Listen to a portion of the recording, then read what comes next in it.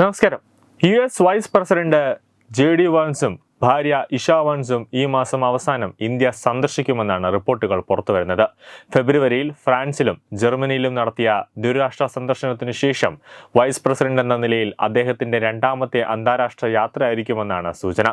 Indian വംശജ കൂടിയായ Usha vans കൂടി ഇത്തവണ അദ്ദേഹത്തിനൊപ്പം ഉണ്ടാകും. രണ്ടാം വനിത എന്ന നിലയിൽ ഉഷ വാൻസിന്റെ ആദ്യ ഇന്ത്യ സന്ദർശനമായിരിക്കും ഇത്.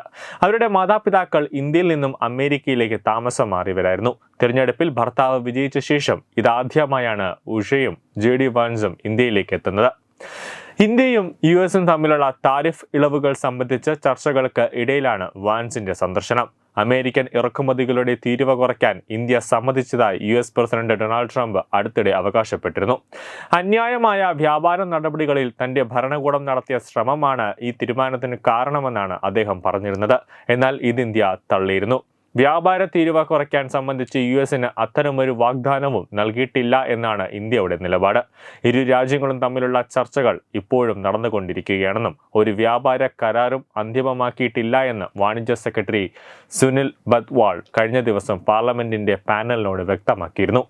ഇന്ത്യയും US ഒരു വ്യാപാര കരാർ ചർച്ച ചെയ്യാൻ പദ്ധതിയിടുന്നുണ്ടെന്നും ഇരു രാജ്യങ്ങളും വിപണി പ്രവേശനം വർദ്ധിപ്പിക്കുന്നതിലും ഇറക്കുമതി തീരുവ കുറയ്ക്കുന്നതിലും തീരുവ ഇതര തടസ്സങ്ങളും ശ്രദ്ധ കേന്ദ്രീകരിക്കുമെന്നും ഇത് ഒരു വിതരണ ശൃംഖല സംയോജനം വർദ്ധിപ്പിക്കുക എന്ന ലക്ഷ്യത്തോടെയാണെന്നും കേന്ദ്ര വാണിജ്യ വ്യവസായ സഹമന്ത്രി ജിതിൻ പ്രസാദ് കഴിഞ്ഞ ദിവസം വ്യക്തമായി പറഞ്ഞിരുന്നു.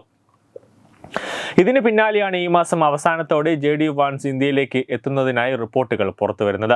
വാൻസിന്റെ വരവ് തീരുവ വിഷയത്തിൽ ഉൾപ്പെടെ അന്തിമ തീരുമാനം എടുക്കുക ലക്ഷ്യമിട്ടാണോ എന്നത് വ്യക്തമല്ല. എങ്കിലും തീരുവ വെട്ടിക്കുറയ്ക്കലിൽ സെപ്റ്റംബർ മാസം വരെ സമയം തേടിയതായി വാണിജ്യ സെക്രട്ടറി പറഞ്ഞ സാഹചര്യത്തിൽ ഉന്നതതല ചർച്ചകൾക്ക് സാധ്യതയുണ്ട് എന്നാണ് വിലയിരുത്തൽ. ന്യൂസ് ഡെസ്ക് തത്വമൈ TV.